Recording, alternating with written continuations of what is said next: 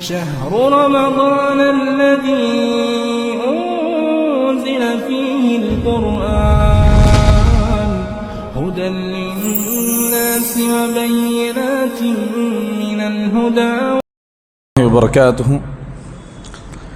الحمد لله رب العالمين والصلاة والسلام على أشرف الأنبياء والمرسلين وعلى آله وصحبه أجمعين ومن تبعهم بإحسان إلى يوم الدين. أما بعد. معزز سامعین، اللہ رب العالمین کا احسان و فضل و کرم ہے. الحمدللہ آج ہم نے 29ویں تراویح مکمل کر لی ہے اور ساتھ ہی ساتھ 28واں روزہ بھی ہم نے مکمل کر لیا ہے. عین ممکن ہے کہ اس سال رمضان کی ہماری آخری تراویح ہو جو ہم نے ادا کی ہیں. اللہ رب العالمین سے دعا ہے کہ اللہ رب العالمین ہماری ان تمام عبادتوں کو قبول فرمائے جو ہم نے رمضان میں کی ہیں. اللہ رب العالمین سے دعا ہے کہ اللہ رب العالمین ہمارے تمام روزوں کو، دعاؤں کو اور خصوصاً قیام اللیل کو اللہ رب العالمین قبول فرمائے. آمین. معزز سامعین، 29واں اور 30واں پارہ مختصر خلاصہ میں آپ کے سامنے رکھنا چاہوں گا.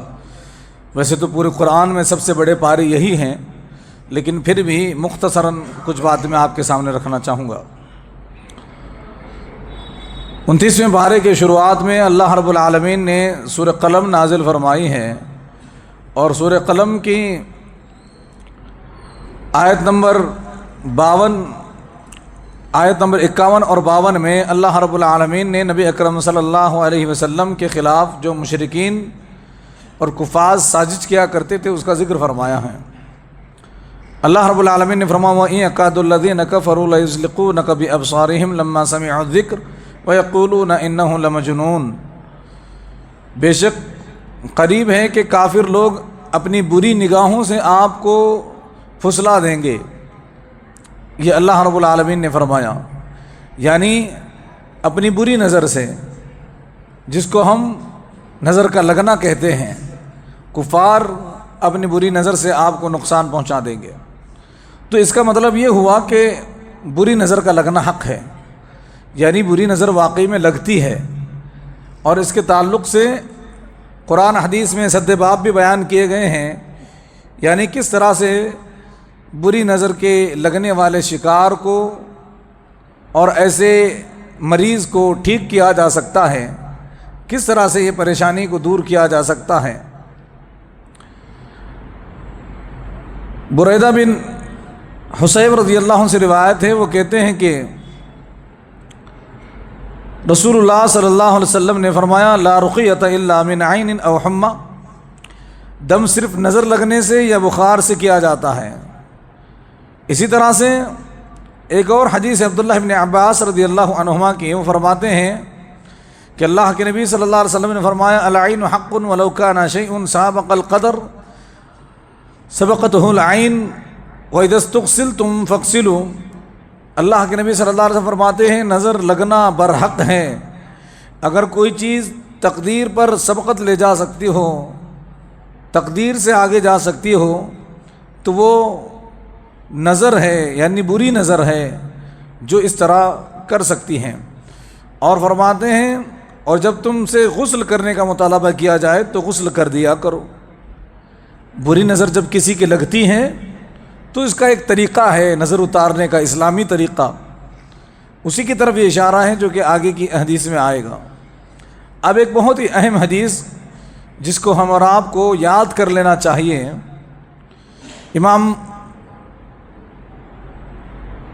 بخاری اور امام مسلم رحمۃ اللہ علیہ نے سیدنا عبداللہ ابن عباس رضی اللہ عنہما سے روایت نقل کی ہے. فرماتے ہیں کہ رسول اللہ صلی اللہ علیہ وآلہ وسلم حسن و حسین کو یہ دم کیا کرتے تھے. نبی اکرم صلی اللہ علیہ وسلم اپنے دونوں نواسوں کو اس دعا کے ساتھ دم کیا کرتے تھے، یعنی پھونک مارا کرتے تھے. پڑھ کر کے پھونک مارنے کو دم کہتے ہیں. اور یہ کتنی اہم دعا ہے. اللہ کے نبی صلی اللہ علیہ وسلم ایسا کیوں کرتے تھے؟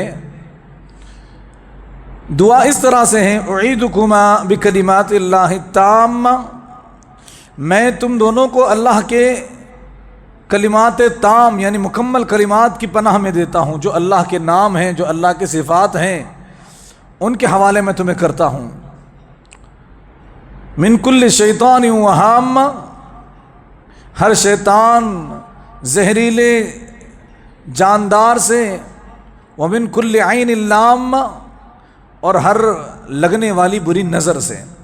اعیذکما بکلمات اللہ التامہ من کل شیطان وہام ومن کل عین لام۔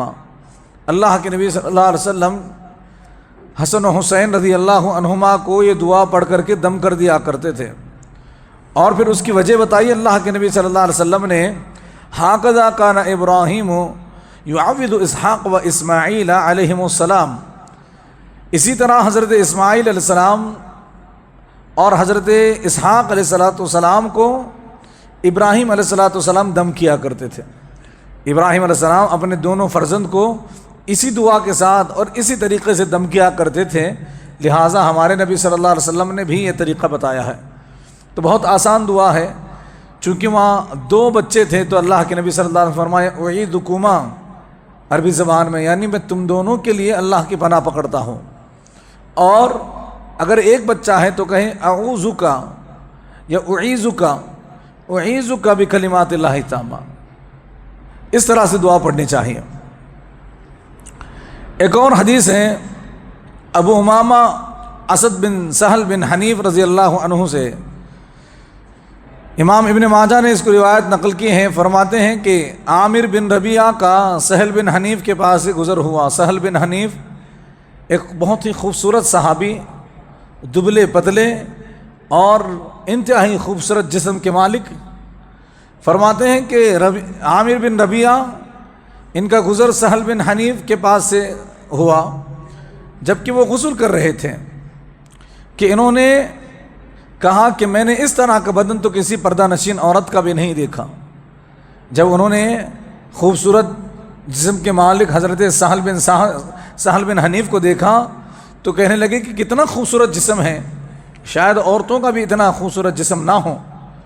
یہ بات انہوں نے کہی، ان کا اتنا کہنا تھا کہ صحابی کو ان کی نظر لگ گئی۔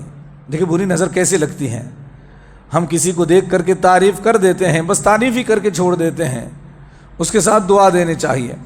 فرماتے ہیں کہ جب انہوں نے ایسا کہا، تھوڑی ہی دیر ہوئی تھی کہ سہل بن حنیف جو ہے بے ہوش ہو کر کے گر پڑے، اور انہیں رسول اللہ صلی اللہ علیہ وسلم کے پاس لایا گیا۔ اللہ کے نبی صلی اللہ علیہ وسلم سے کہا گیا، اے اللہ کے رسول، سہل کی خبر لیجیے، اچانک بے ہوش ہو چکے ہیں۔ اللہ کے نبی صلی اللہ علیہ وسلم نے فرمایا، من تتہمون بہ، تم کس پر الزام لگاتے ہو، یعنی کس کی اس کو نظر لگی ہے، تمہیں کس کے بارے میں اندیشہ ہے؟ تو صحابہ کہنے لگے عامر بن ربیعہ، وہی ان کی تعریف کر کے گئے تھے کچھ دیر پہلے، اور اس کے بعد یہ بے ہوش ہو چکے ہیں۔ اللہ کے نبی صلی اللہ علیہ وسلم نے فرمایا، علی ما یقتل احدکم اخاہ اذا رأى احدکم من اخیہ ما یعجبہ فلیدع لہ بالبرکہ۔ فرماتے ہیں اللہ کے نبی صلی اللہ علیہ وسلم، تم میں سے کوئی اپنے بھائی کو کیوں قتل کرتا ہے؟ اللہ اکبر، آپ دیکھ لیجئے کیا جملہ ہے۔ اللہ کے نبی صلی اللہ علیہ وسلم فرمایا، تم میں کا کوئی اپنے بھائی کو کیوں قتل کرتا ہے، یعنی بری نظر کی وجہ سے آدمی مر بھی سکتا ہے، یہ اتنا خطرناک ہے۔ جادو ٹونے سے بھی خطرناک چیز ہے بری نظر کا لگنا۔ اور یاد رہے، اس میں ایک سب سے اہم بات ہے کہ بری نظر کسی کو بھی لگ سکتی ہے۔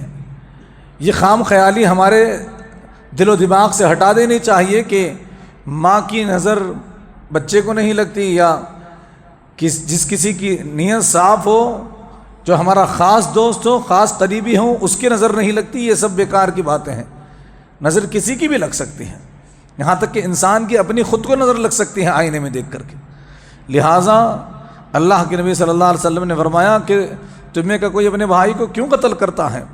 جب تم میں سے کسی کو اپنے بھائی کی کوئی بات اچھی لگے، اس کا چہرہ خوبصورت لگے، اس کی صلاحیت آپ کو اچھی لگے، اور یا پھر اس کا انداز آپ کو اچھا لگے، اس کا لباس آپ کو اچھا لگے، اللہ کے نبی صلی اللہ علیہ وسلم فرماتے ہیں تو اسے چاہیے کہ اس کے لیے برکت کی دعا کرے۔ صرف یوں نہ کہہ دے کہ کیا ہی خوب ہے، کتنا اچھا ہے، بہترین ہے، بلکہ ساتھ میں برکت کی دعا کہے کہ بارک اللہ، اللہ آپ کو برکت دے۔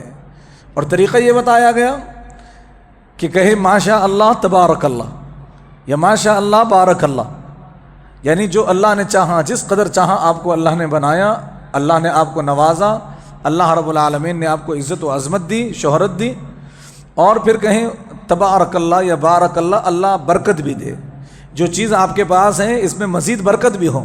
جب آدمی اس طرح کی دعا کر دیتا ہے تو شیطان کو موقع نہیں ملتا، کیونکہ مسلمان بھائی کے لیے دعا نکل جاتی ہے اور وہ اس کے لیے فائدہ مند ہوتی ہے۔ لہٰذا ہم اور آپ کو چاہیے کہ ہم اپنے بچوں کی زبان پر یہ عام کر دیں کہ وہ جب بھی کوئی چیز دیکھے یا ان کو کوئی دیکھ کر کے تعریف کرے، اگر سامنے والا دعا نہیں دیتا تو وہ خود کہیں کہ ماشاء اللہ بارک اللہ۔ تو یہ ضروری ہے کہ ہم دعا کا اہتمام کریں، دعا کی پابندی کریں، وگرنہ بری نظر کی وجہ سے جو حادثے دیکھے اور سنے گئے ہیں وہ بہت ہی خطرناک ہیں۔ اسی طرح سے آگے چل کر کے اللہ رب العالمین نے سورہ معارج میں اور سورہ معارج کے آیت نمبر 19 اور 20 میں اللہ نے فرمایا ان الانسان خلق ہلوعا اذا مسہ الشر جزوعا واذا مسہ الخیر منوعا۔ اللہ نے فرمایا کہ انسان بڑا جلد باز پیدا کیا گیا ہے۔ اذا مسہ الشر جزوعا، اس کو کوئی تکلیف آتی ہے تو وہ گھبرا جاتا ہے، پریشان ہو جاتا ہے۔ واذا مسہ الخیر منوعا، اور کوئی بھلائی نیکی اس کو اللہ رب العالمین عطا کرتا ہے تو یہ بخیل بن جاتا ہے، رک جاتا ہے، خرچ کرنے سے رک جاتا ہے۔ تو انسان کی یہ فطرت جو اللہ نے بیان کی ہے، اس کا یہ مطلب نہیں کہ ہم اور آپ اسی پر قائم رہیں، بلکہ اس میں اشارہ یہ ہے کہ یہ چیزیں انسان کے اندر نہیں ہونی چاہیے۔ انسان مصیبتیں آئے تو صبر کر کے دکھائے اور نعمت آئے تو شکر کر کے دکھائے۔ ناشکری کرنا یا اسی طریقے سے بخیلی کرنا، عام طور سے لوگ یہ سمجھتے ہیں کہ ہمارے پاس مال آئے گا تو ہم خرچ کریں گے، لیکن جب اللہ رب العالمین عطا کرتا ہے تب ان کے سمجھ میں یہ نہیں آتا کہ ان کے پاس مال آیا ہے، بلکہ یہ سمجھتے ہیں کہ ابھی وہ خواہش پوری نہیں ہوئی، ابھی وہ مال ہی نہیں آیا کہ جتنا میں چاہتا تھا کہ میں خرچ کروں۔ اگر بات ایسی ہے تو یاد رکھیں اللہ کے نبی صلی اللہ علیہ وسلم نے ہماری فطرت کے بارے میں بیان کر دیا ہے۔ کہتے ہیں اللہ کے نبی صلی اللہ علیہ وسلم کہ ابن آدم کو 2 سونے کی وادیاں مل جائے، پہاڑوں کے درمیان کی جگہ سونے سے بھری ہوئی ہو، تو پھر وہ ان کو لے کر کے گھر واپس نہیں آتا، بلکہ تیسری کی تلاش میں وہیں پر رک جاتا ہے۔ انسان کی حرص کا یہ عالم ہے۔ اللہ کے نبی صلی اللہ علیہ وسلم تو فرماتے ہیں کہ انسان مرے گا، مٹی کے اندر جائے گا، زمین کی مٹی، قبر کی مٹی ہی اس کے حرص کو، اس کے لالچ کو ختم کرے گی، کیونکہ وہ وہاں پر اب خواہشیں نہیں کرے گا۔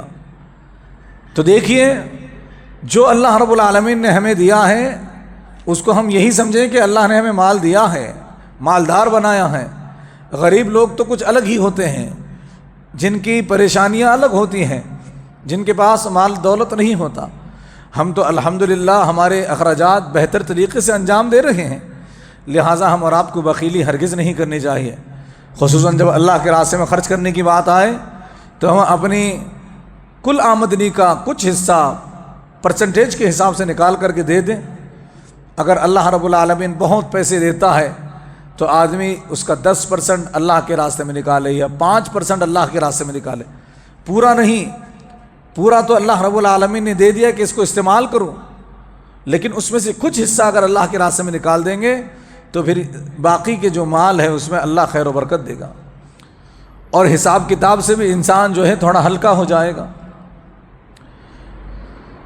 اللہ کے نبی صلی اللہ علیہ وسلم فرماتے ہیں، سیدنا ابو ہریرہ رضی اللہ عنہ راوی ہیں، فرماتے ہیں شر ما فی رجل شح حالع وجبن خالع، فرماتے ہیں آدمی میں جو سب سے بری بات ہے وہ بخل ہے، کنجوسی ہے، جو انسان کو جزا فضا اور تنگی میں مبتلا کرتا ہے۔ جزا فضا یعنی شکایات کا ایک ایسا دور جو ختم ہونے کا نام ہی نہیں لیتا۔ جو آدمی بخیل ہوتا ہے، اللہ کے راستے میں خرچ نہیں کرتا، اس کے دل کو اللہ اس طرح بنا دیتا ہے کہ اس کی شکایتیں ختم ہی نہیں ہوتی۔ وہ جزا فضا ہمیشہ ہر بات پر اس کی شکایت، اس کا رونا ہی ختم نہیں ہوتا۔ لیکن دیکھیے جو لوگ خرچ کرتے ہیں وہ ہمیشہ کیا کہتے ہیں؟ الحمدللہ، اللہ نے بہت اچھا رکھا ہے، اللہ کا بہت بڑا کرم ہے۔ ان کی زبان سے ہمیشہ جو ہے شکر کے الفاظ سننے کو ملتے ہیں۔ لیکن جو لوگ بخیلی کرتے ہیں تو پھر وہ ہمیشہ اپنی زندگی میں بخیل ہی بن کر کے رہ جاتے ہیں، اور ہمیشہ ان کا رونا ہی ختم نہیں ہوتا۔ تو یاد رکھیے، اللہ کے نبی صلی اللہ علیہ وسلم فرمایا کہ مومن کے سینے میں سب سے بری جو بات ہے وہ یہی ہے، بخیلی۔ بخیلی سے آدمی کیا کرتا ہے؟ شکایات شروع کر دیتا ہے اور تنگی میں مبتلا ہو جاتا ہے۔ ہم یہ سمجھتے ہیں کہ مال خرچ کرنے سے انسان شاید تنگ ہو جائے، غریب ہو جائے، لیکن ایسا نہیں ہے۔ آپ دیکھ لیجئے جو لوگ یا جو قوم اللہ کے راستے میں خرچ کرتی ہے ان کا کیا حال ہے اور ہمارا کیا حال ہے۔ عرب ممالک کو دیکھ لیجئے، خصوصاً سعودی عرب کو دیکھ لیجئے۔ یہ عرب قوم اللہ کے راستے میں خرچ کرنے کے معاملے میں سب سے آگے ہے، اور یہ ہماری طرح پورے مال میں سے ایک پھٹی ہوئی نوٹ اللہ کے راستے میں نہیں دیتے، بلکہ اپنے مال کا سب سے بہتر حصہ دیتے ہیں۔ اور یہ آج سے نہیں، صحابہ کے زمانے سے چلتا آ رہا ہے۔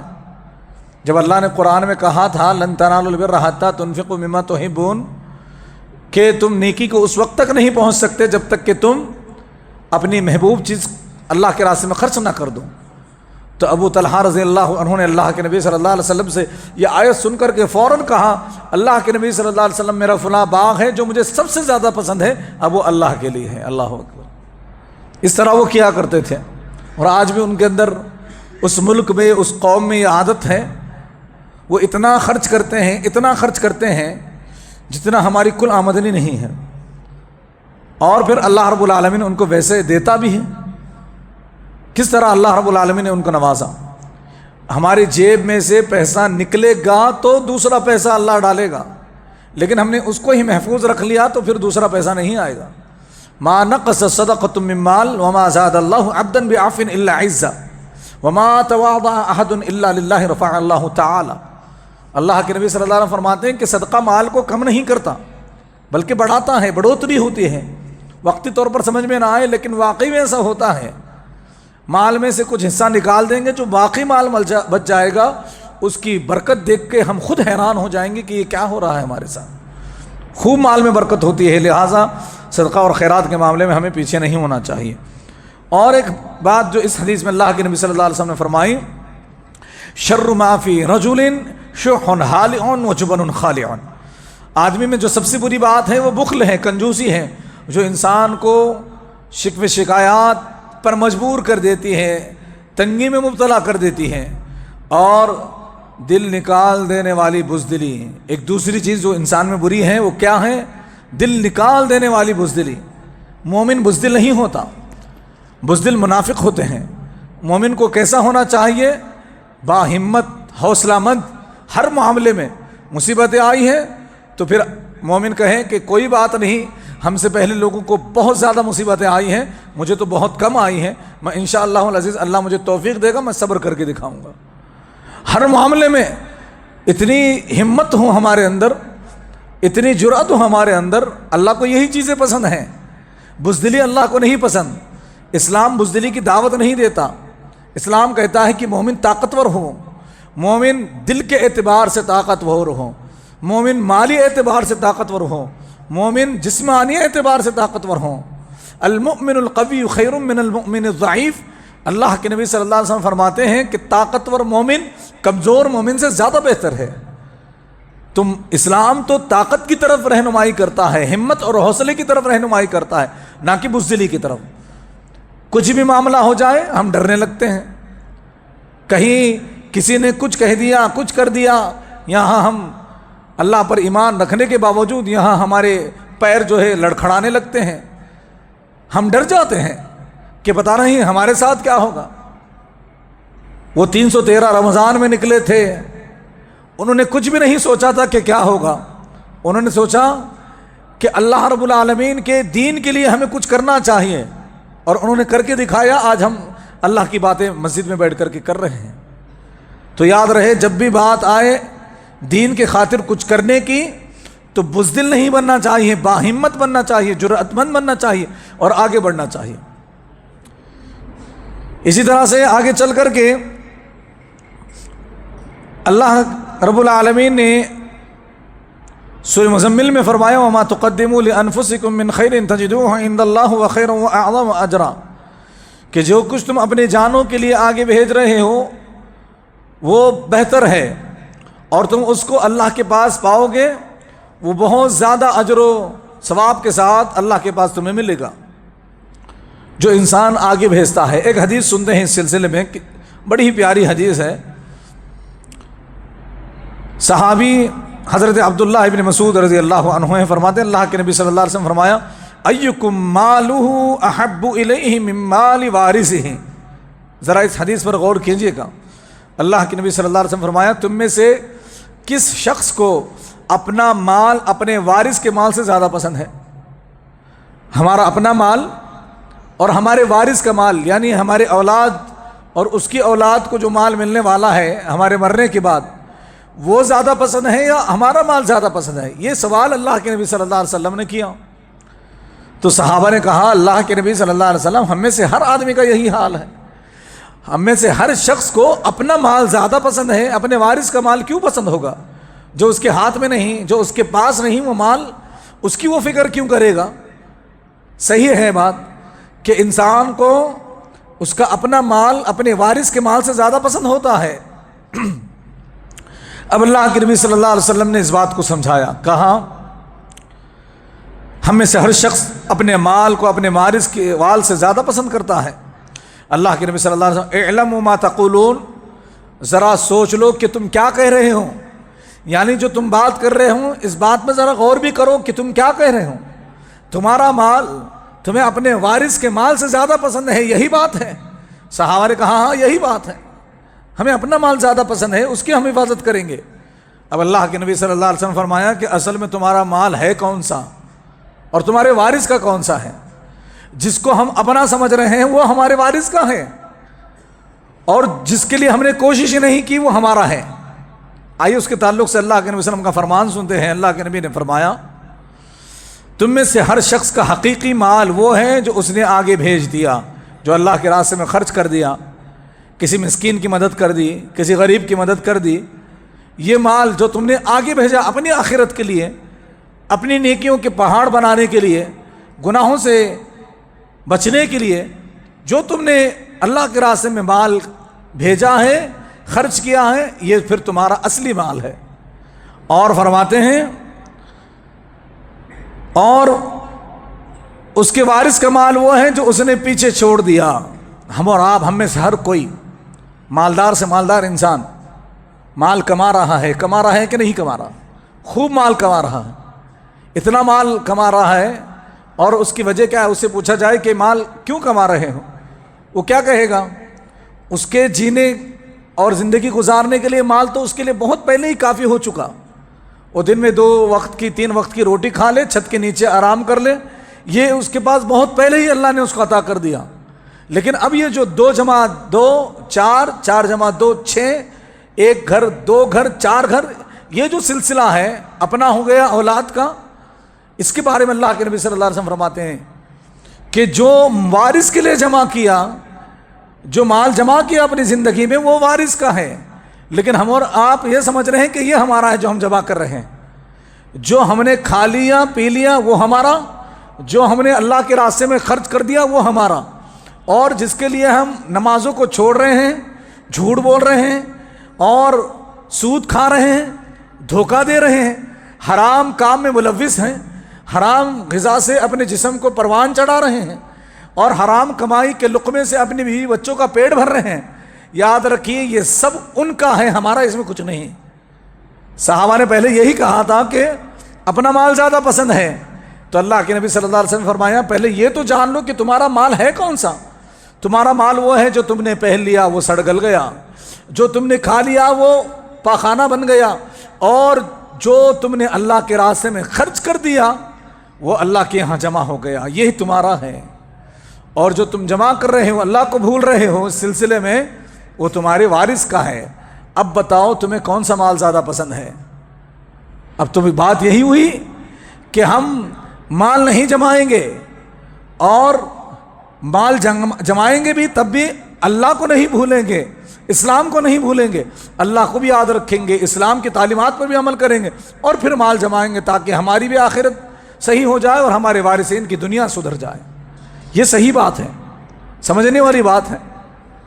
ہم اور آپ جو ہے ان چکروں میں پڑے ہوئے ہیں، ان اولادوں کے لیے ہم اللہ کو بھول رہے ہیں جو ہمارے مرنے تک جوان ہوں گی، اور پھر اس کے بعد ہمارے جمع کیے مال میں سے اپنے اوپر خرچ کریں گی اور دنیا دار بن کر کے رہ جائیں گی۔ اس اولاد کے لیے، ان بچوں کے لیے ہم اللہ کو چھوڑ کر کے، عبادتوں کو چھوڑ کر کے، حلال حرام کی تمیز چھوڑ کر کے، اللہ اور اس کے رسول کے فرامین کو اور ان کے قاعدے قانون کو چھوڑ کر کے اپنے حساب سے منمانی کر رہے ہیں۔ کمانے کے معاملے میں رتی برابر بھی ہمیں اس بات کی پرواہ نہیں کہ ہم کہاں سے کما رہے ہیں، کہاں سے جما رہے ہیں۔ اللہ کے نبی صلی اللہ علیہ وسلم نے فرمایا قیامت کے قریب لا یبالی المرء بما اخذ المال ام من حلال ام من حرام، کہ قیامت کے قریب انسان کو اس بات کی پرواہ ہی نہیں ہوگی کہ وہ کہاں سے مال کما رہا ہے، حرام طریقے سے یا حلال طریقے سے۔ آج ہمارا حال یہی ہے، ہم اپنی اولاد کے لیے جو کر رہے ہیں اللہ کی قسم وہ ان کا ہو جائے گا، اس میں سے ہمارے لیے کچھ نہیں ہے۔ یہی بات سمجھانا چاہتے ہیں اللہ کے نبی صلی اللہ علیہ وسلم ہمیں، اور ہم کہاں اندھے ہیں، کہاں ہم بہکے جا رہے ہیں۔ اولاد کے لیے کچھ دینی تربیت کیجئے، کچھ دین کا کام کا انتظام کیجئے، کچھ ایسا کام کا انتظام کیجئے کہ وہ نہ چاہتے ہوئے بھی دین کا کام کرتا رہے اور اس کے کرنے پر ہمیں اجر ملتا رہے، نہ یہ کہ ہم اس کو بنگلے بنا کر کے دیں، لاکھوں کی گاڑیاں دیں اور لاکھوں کی آسائش کی نعمتیں اس کو لا کر کے دیں، اور پھر یہ سمجھیں کہ ہم نے بہت بڑا تیر مار لیا۔ اور دوسری طرف ہم نمازوں کی پابندی نہیں، ہمیں اللہ رب العالمین کی یاد نہیں آتی، اللہ رب العالمین کے گھر آنے کو تیار نہیں، ہم جو ہے اسلام کے قانون کو ماننے کو تیار نہیں، جیسے چاہے ویسے کما رہے ہیں اپنے بچوں کے لیے، اپنے اولاد کے لیے، اور پھر وہ انہی کے لیے ہو جائے گا۔ اور یقین مانیے ہم یہ سمجھتے ہیں کہ ہم نے اپنے بچوں کے لیے کچھ کیا، لیکن حلال طریقے سے اگر کچھ کیا ہے اور بچے بھی اس پر اترتے ہیں تو پھر یہ فائدہ مند ہے، لیکن اگر حرام طریقے سے ہم نے کمایا اور بچوں کو کھلی آزادی دے دی، پھر بچے بھی حرام کھاتے رہے اور حرام پروان چڑھتے رہے، تو پھر ہم نے جو اپنے بچوں کے لیے کوشش کی ہے اس پر ہمیں ایوارڈ نہیں ملے گا، انعام نہیں ملے گا کہ تم بہت اچھے باپ تھے، اپنے اولاد کے لیے کچھ کر کے آئے ہوں، بلکہ سزا ملے گی، گناہ ہوگا کہ تم نے خود بھی حرام کمایا، اسلام کا لحاظ نہیں رکھا، اسلام کو فراموش کر دیا، اور دیکھو تمہاری اولاد بھی یہی کام کر رہی ہے۔ لہٰذا اولاد کو مال دولت کی ریل پیل میں چھوڑ کر جانے سے زیادہ بہتر اور ضروری یہ ہے کہ ہم اس کو دیندار بنا کے اس دنیا سے جائیں۔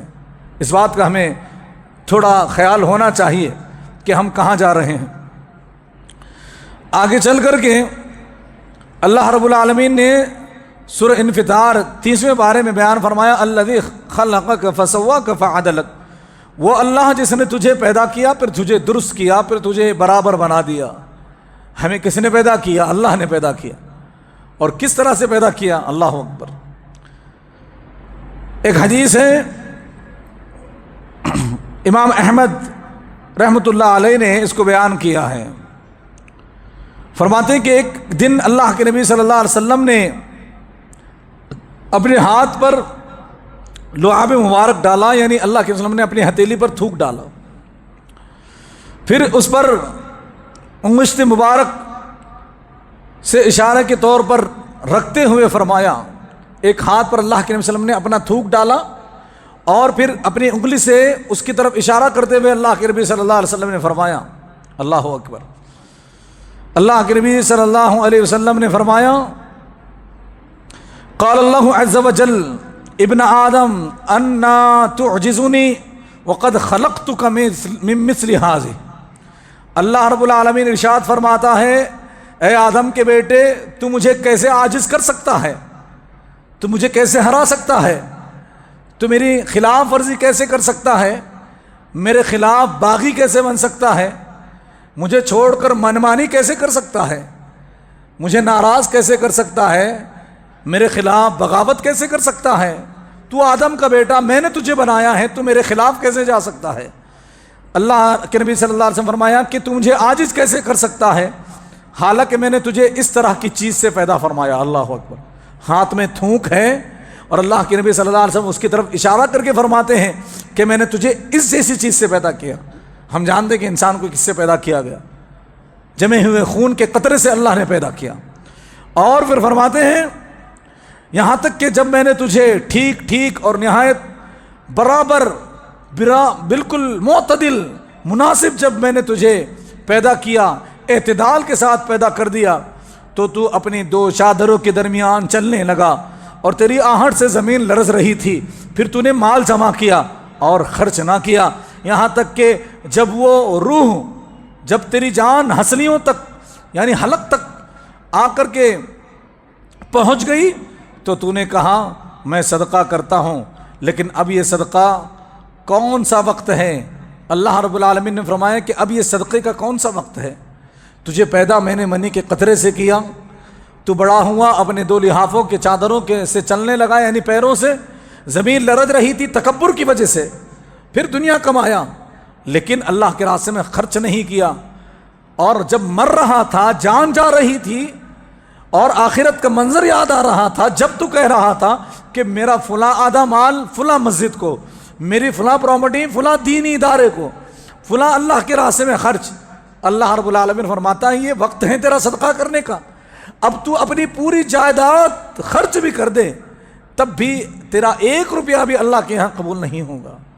جب اتنی لمبی زندگی دی گئی تھی 60-70 سالہ، اس میں تو نے خرچ نہیں کیا، مرتے وقت جان کنی کے عالم میں اب اپنے جیب سے پیسہ نکالتا ہے، تیرا صدقہ جامع قبول نہیں کرتا. اللہ اکبر. یہ دن ہم میں سے کسی کو دیکھنا نہ پڑے کہ اللہ رب العالمین ہمارے بارے میں یہ کہہ دے کہ اب میں تیرا صدقہ قبول نہیں کرتا. آج تو ہمیں یہ بار بار بتایا جاتا ہے، سمجھایا جاتا ہے کہ صدقہ کرو. کچھ لوگوں کو سمجھ میں آ جاتی ہے بات، لیکن کچھ لوگ یہ سمجھتے ہیں کہ یہ تو بس باتیں ہی باتیں ہیں. صدقہ کرنے کے بجائے میں دن اور رات ایک کر کے کماؤں، خوب مال جماؤں، پھر بات کی بات دیکھی جائے گی. تو یاد رکھیے جب بات کی بات آئے گی، مرنے کا وقت آئے گا، اور جب پھر آدمی صدقہ کرنا چاہے گا بلکہ کر بھی دے گا، لیکن اللہ کے یہاں اس کا 1 روپیہ بھی قبول نہیں ہوگا. تو یہ بہت ضروری بات ہے کہ ہم کس وقت کیا کر رہے ہیں. لہٰذا ہم اور آپ کو چاہیے کہ اللہ رب العالمین نے ہمیں پیدا کیا، یہ اللہ کا سب سے بڑا احسان ہے. پھر اگر اللہ کہتا ہے کہ تم فلاں کام کرو، فلاں جگہ پر خرچ کرو، تو ہمیں اس معاملے میں پیچھے نہیں ہٹنا چاہیے، ذرہ برابر بھی اس میں سوچنا نہیں چاہیے. دنیا میں کسی انسان کا ہم پر کوئی احسان ہو اور وہ ہمیں کسی بات کا حکم دے دے کہ یہ کرو تو ہم تو کر دیتے ہیں.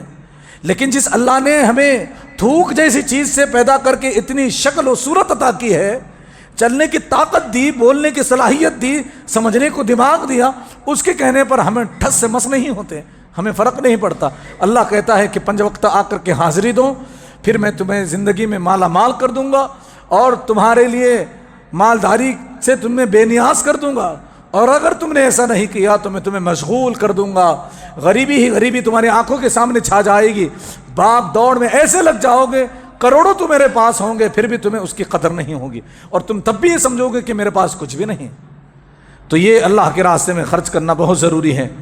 جب اللہ کہتا ہے کہ کچھ کرو تو پھر یاد رہے وہ ہمارا رب ہے، اس نے پیدا کیا ہے. ہمیں اس بارے میں سوچنے کی کیا ضرورت ہے کہ میں اب کروں گا تب کروں گا. بعض لوگوں کو کہا جاتا ہے کہ نماز پڑھو بھائی 5 وقت کی، تو وہ کہتے ہیں کہ پیر سے پڑھوں گا. اللہ رب العالمین اگر پیر سے پہلے اٹھا لے، موت دے دے، پھر کہاں اس کو پیر ملے گا. کچھ لوگوں کو کہا جاتا ہے کہ داڑھی چھوڑو، وہ کہتے ہیں کہ 40 سال کے بعد یا شادی کے بعد داڑھی چھوڑوں گا. اس کی کیا گارنٹی ہے کہ کل کی صبح وہ کرے گا؟ اور کیا اللہ رب العالمین کی اتنی ہی اہمیت ہماری نظر میں ہے کہ اللہ کا کوئی حکم ہو اور ہم اس کو ٹال مٹول کر کے آگے کر دیں؟ یاد رہے ہمارا سب سے چہیتا انسان جس نے ہم پر احسان کیا ہو، جس نے ہمیں خوش کیا ہو، وہ ہمیں کچھ کہے تو کیا ہم اس کو ٹال دیتے ہیں؟ ہم کہتے ہیں کہ نہیں بعد میں دیکھا جائے گا. لیکن اللہ کے حکموں پر، رسول اللہ کے حکموں پر ہم ایسا کیوں کہتے ہیں کہ بعد میں دیکھیں گے، تھوڑے دن بعد دیکھیں گے؟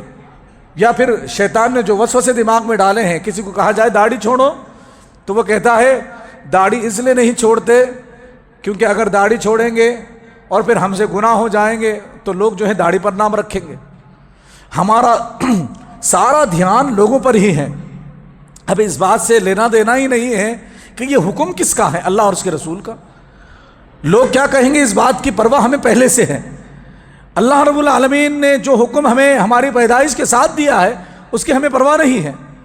اور دوسری بات یہ، اگر شیطان نے ایسا ہمیں تھپ تھپا کر کے سمجھایا ہی ہے کہ داڑھی رکھنے کے بعد برائی نہیں کرنی پڑے گی، تو پھر اچھی بات ہی تو ہے. داڑھی کے ساتھ برائی چھوڑ دینی چاہیے، نہ کہ برائیوں کی وجہ سے داڑھی کاٹنی چاہیے. داڑھی کی اہمیت زیادہ ہے. اگر کوئی یہ کہتا ہے کہ داڑھی اس لیے میں نہیں چھوڑتا کہ داڑھی چھوڑوں گا تو اس کے بعد پھر مجھے پابندی کرنی پڑے گی، اور لوگ جو ہے بتائیں گے کہ تم گنہگار ہو، داڑھی چھوڑ کر کے گناہ کر رہے ہو، تو ٹھیک ہے نا، گناہ چھوڑ دے، برائی کو چھوڑ دے، لیکن داڑھی تو چہرے پر رکھے. یہ تو ہمارے نبی صلی اللہ علیہ وسلم کی سنت ہے.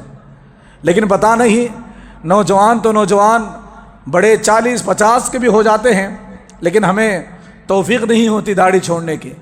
اور اس بارے میں ہمیں ذرا برابر شرم بھی نہیں آتی، کیونکہ ہم جو ہے یہودیوں کو دیکھ کر کے جی رہے ہیں اور فلمی ستاروں کو دیکھ کر کے جی رہے ہیں. ہم سمجھتے ہیں کہ یہی اصلیت ہے.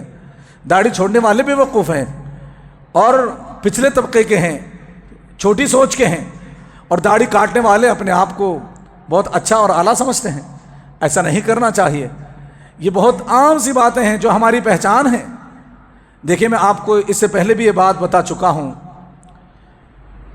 کچھ عرصہ پہلے یہ وقت آیا کہ مسلمان نماز پڑھنا چاہتے تھے، لیکن ان کو مسجد میں باجماعت نماز پڑھنے نہیں دیا جاتا تھا. اور ایک وقت ایسا بھی آیا کہ اذان دینے نہیں کی اجازت نہیں ملی کہ تم باہر اسپیکر پہ اذان نہیں دے سکتے. اللہ نہ کرے کہیں باطل کے ذریعے اللہ ہمیں آزمائے اور پھر یہ وقت بھی آئے کہ جتنے لوگوں کی داڑیاں ہیں ان کو قانوناً باقاعدہ پکڑ کر کے ان کی داڑھی کاٹنے کا حکم دے دیا جائے. یہ کہہ دیا جائے کہ کوئی داڑھی نہیں چھوڑے گا. تب ہم کیا کریں گے؟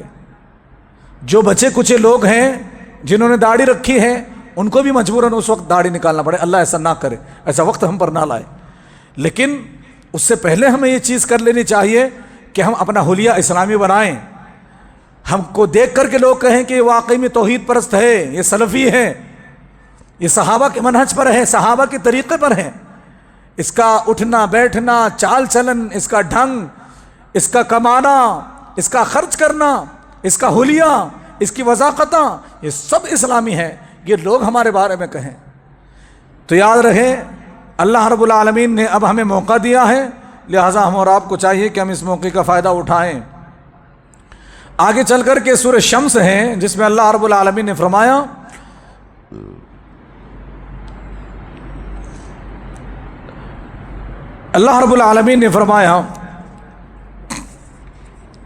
وَنَفْسٍ وَمَا سَوَّاهَا، اور انسانی نفس کی قسم اور اس ذات کی جس نے اسے ٹھیک بنایا.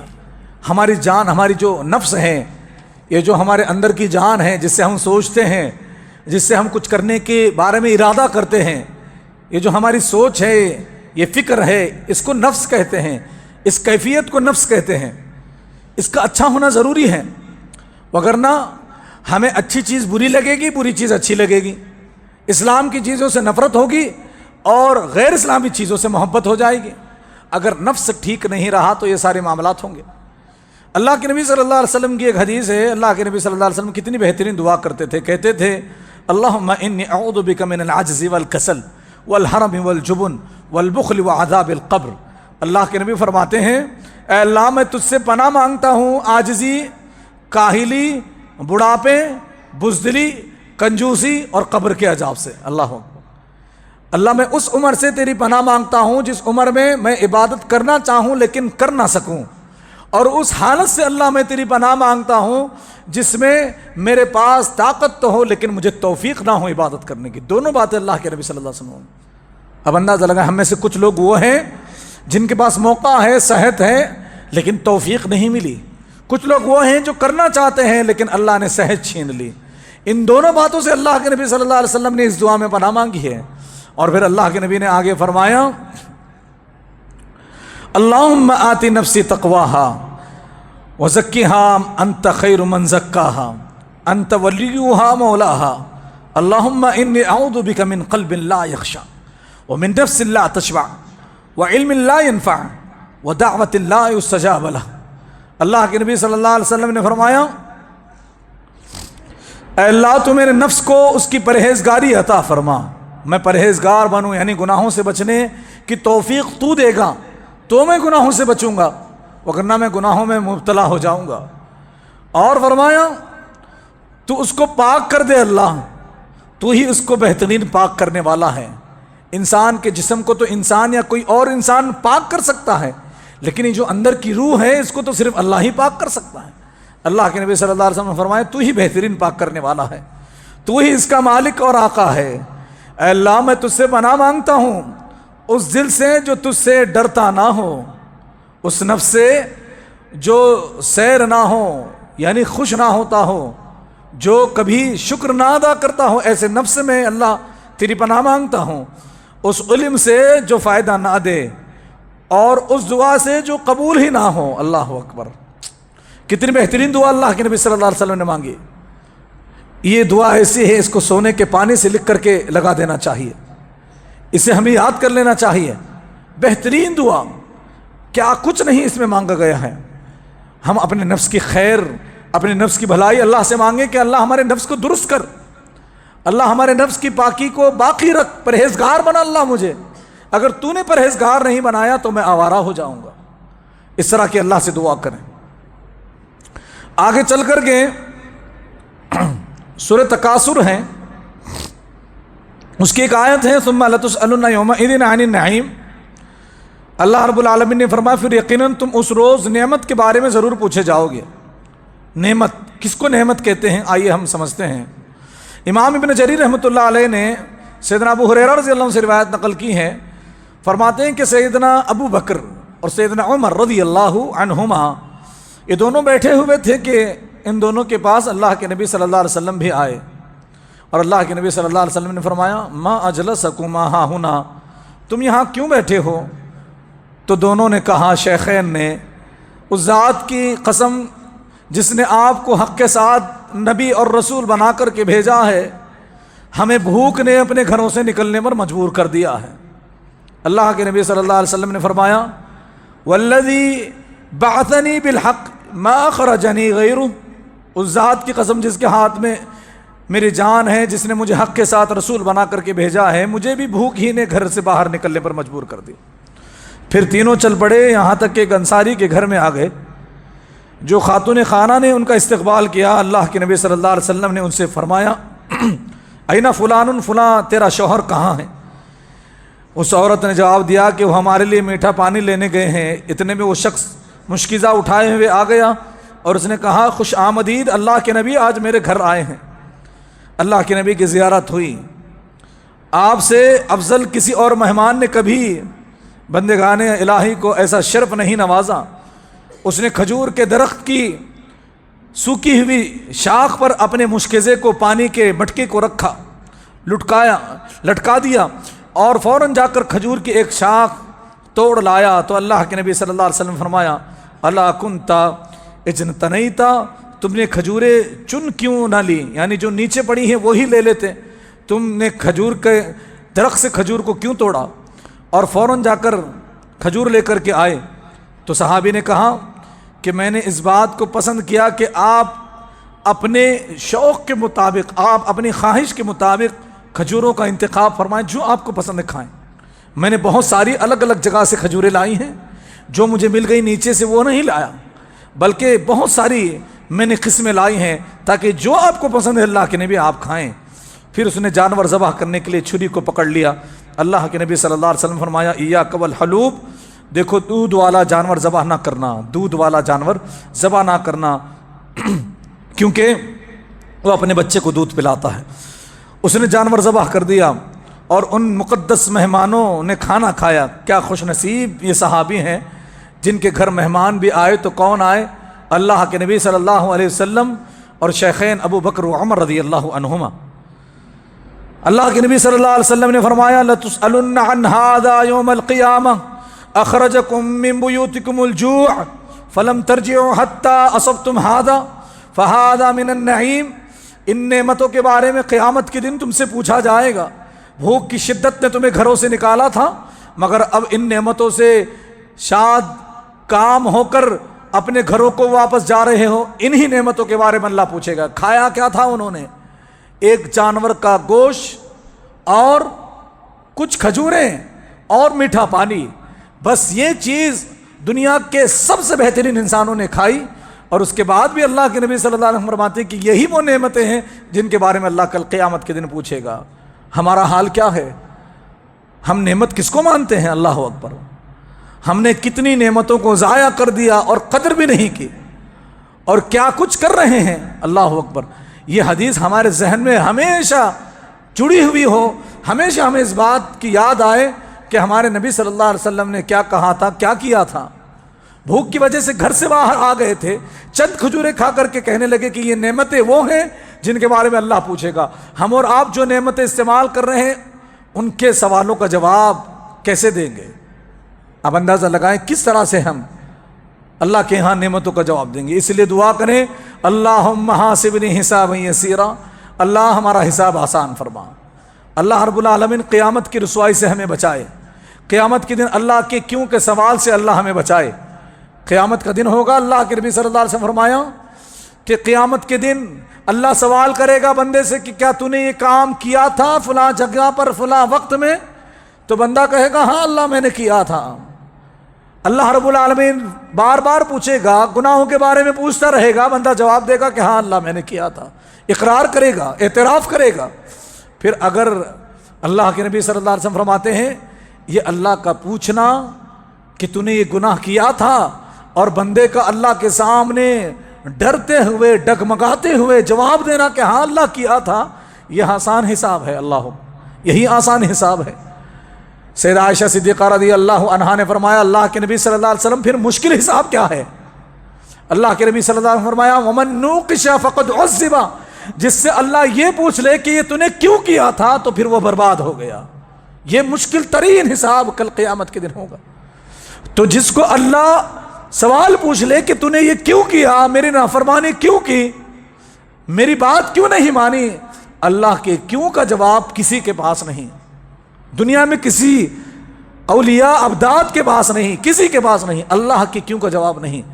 لہٰذا ہم اللہ سے یہی دعا کریں اپنے نمازوں میں، اور یہ جو وقت ہے جس وقت سے ہم اور آپ گزر رہے ہیں، یہ قبولیت کا وقت، رمضان کا ہو سکتا ہے، ممکن ہو کہ یہ آخری اوقات ہوں ہمارے لیے، اور رات میں اللہ رب العالمین آسمان دنیا پر آیا ہے، اور اب ہم کہیں اللہم حاسبنی حسابا یسیرا، اللہم حاسبنی حسابا یسیرا، اللہم حاسبنی حسابا یسیرا۔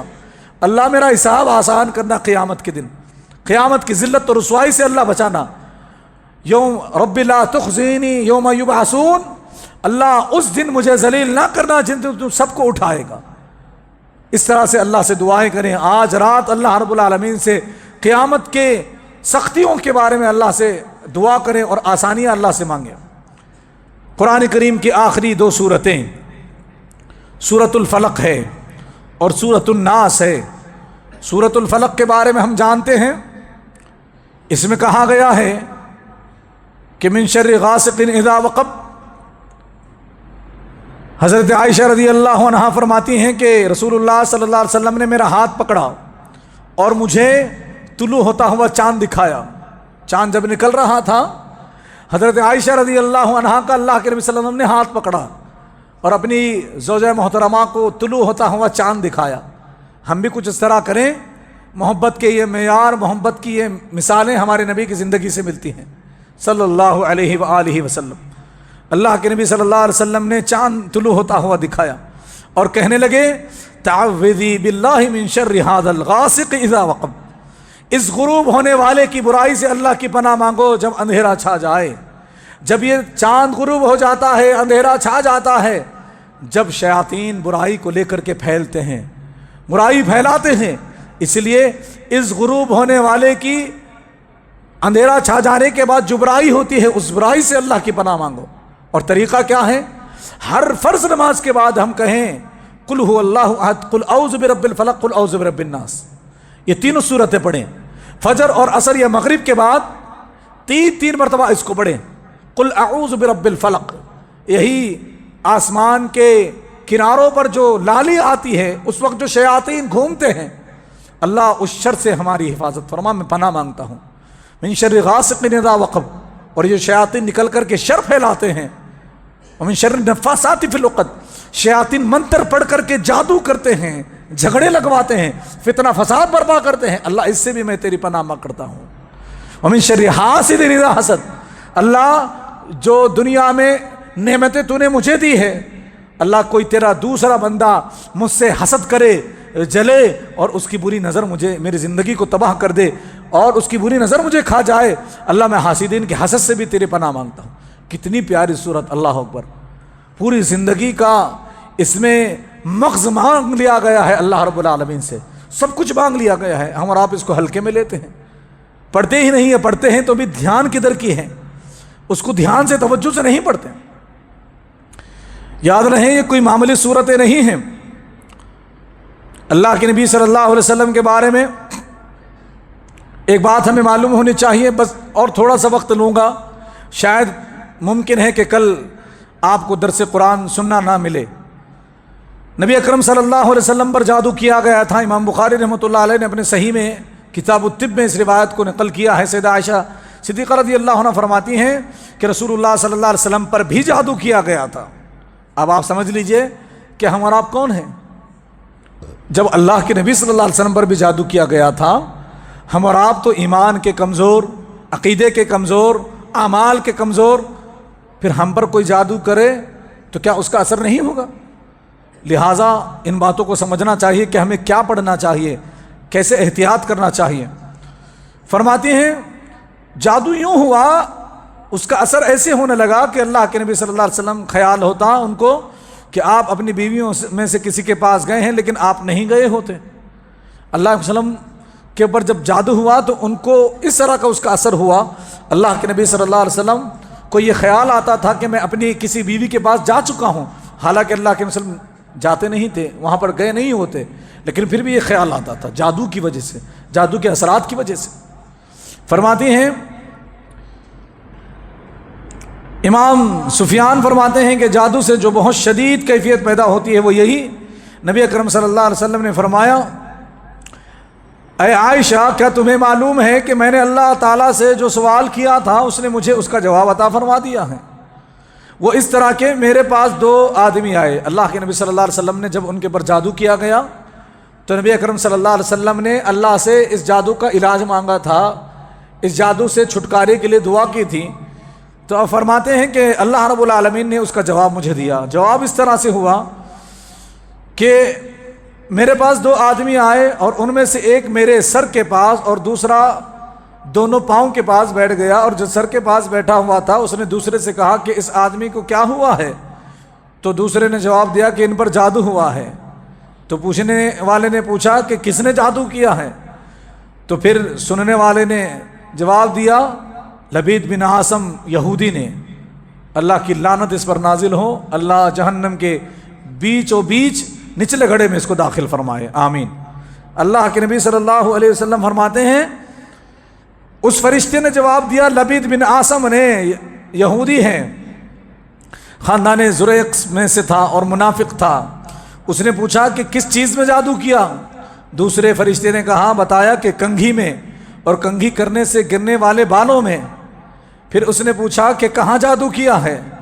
تو بتانے والے فرشتے نے بتایا کہ نر کھجور کی سوکھی شاخ میں اور زروان کے کنویں کے پتھر کے نیچے ایک کھجور کی سوکھی ہوئی شاخ، اس میں جادو کیا اللہ کے نبی صلی اللہ علیہ وسلم کے واسطے، اور اس شاخ کو زروان کے کنویں کے اندر ایک پتھر تھا اس کے نیچے رکھ دیا ہے تاکہ یہ جادو کا اثر نبی صلی اللہ علیہ وسلم کو نعوذ باللہ ہوتا رہے۔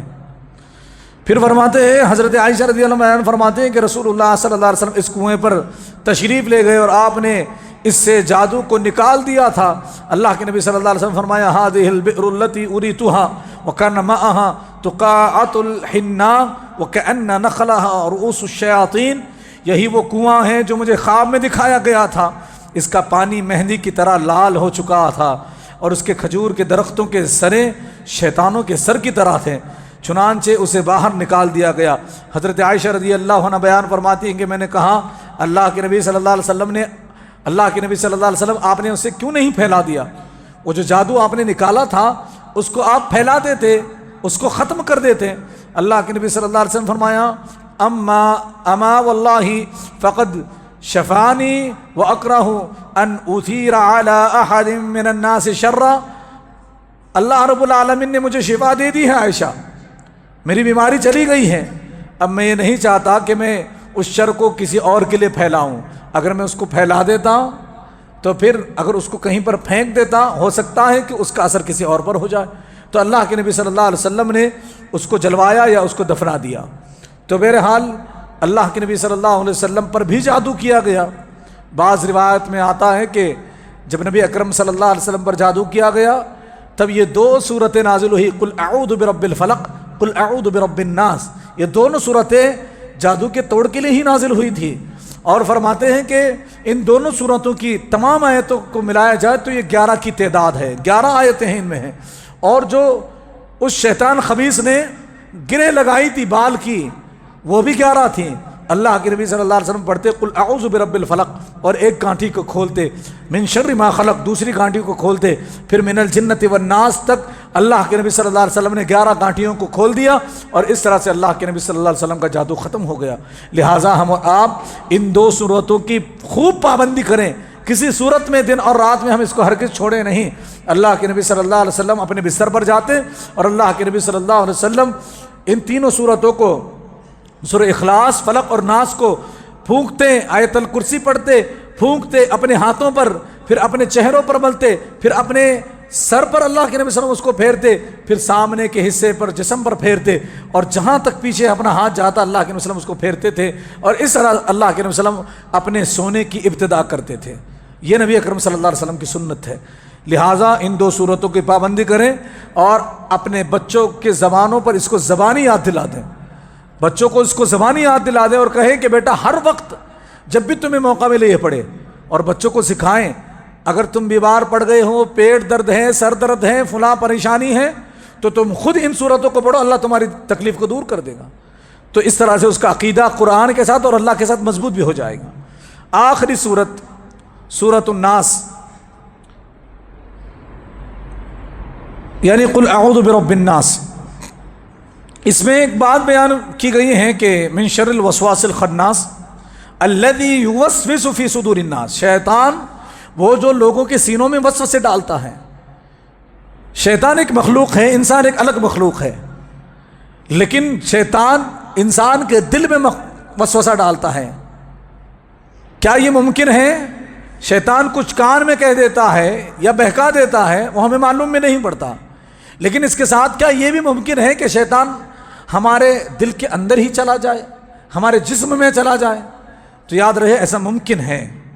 کیوں؟ کیونکہ اس کے تعلق سے حدیث ہے، بخاری اور مسلم کی حدیث ہے۔ ام المومنین صفیہ رضی اللہ عنہا جب اللہ کے نبی صلی اللہ علیہ وسلم اعتکاف میں تھے، رات کو ام المومنین ہم سب کی ماں حضرت صفیہ رضی اللہ عنہا اللہ کے نبی صلی اللہ علیہ وسلم کے پاس آئیں۔ نبی صلی اللہ علیہ وسلم اعتکاف میں ہیں رمضان میں، اور ان کی بیوی زوجہ محترمہ ہم سب کی ماں ان کے پاس ملنے کے لیے آئی ہیں۔ پھر انہیں گھر تک پہنچانے کے لیے اللہ کے نبی صلی اللہ علیہ وسلم مسجد کے باہر تک آئے، کیونکہ بیوی ہیں تو تھوڑا دور تک چھوڑنے کے لیے آئے۔ باہر تشریف لائے تو راستے میں دیکھا اللہ کے نبی صلی اللہ علیہ وسلم نے 2 انصاری صحابی وہاں سے جا رہے تھے۔ نبی صلی اللہ علیہ وسلم اعتکاف میں، وہ تو ہیں ہی اللہ کے نبی، اور وہ بھی اعتکاف میں، اللہ اکبر، اور جن کو چھوڑنے جا رہے ہیں وہ بھی ہماری ماں ہے، دنیا کی پاکیزہ ترین عورتوں میں سے۔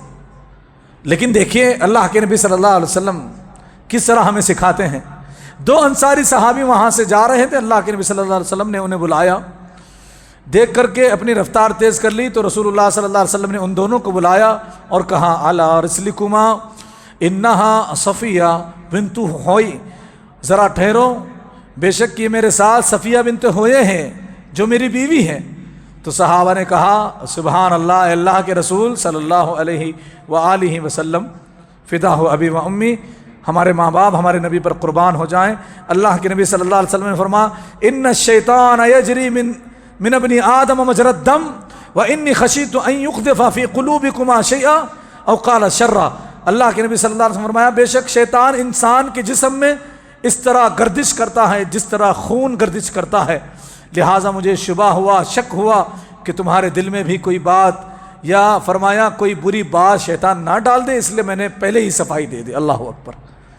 معلوم ہی ہوا کہ شیطان انسان کے جسم میں خون کی طرح تیزی سے دوڑتا ہے، جس طرح خون ہمارے جسموں میں نسوں میں دوڑ رہا ہے، شیطان انسان کے جسم میں جا سکتا ہے اور اس کے رگوں میں دوڑ سکتا ہے خون کی تیزی کی طرح۔ تو یہ بات ہمارے لیے بہت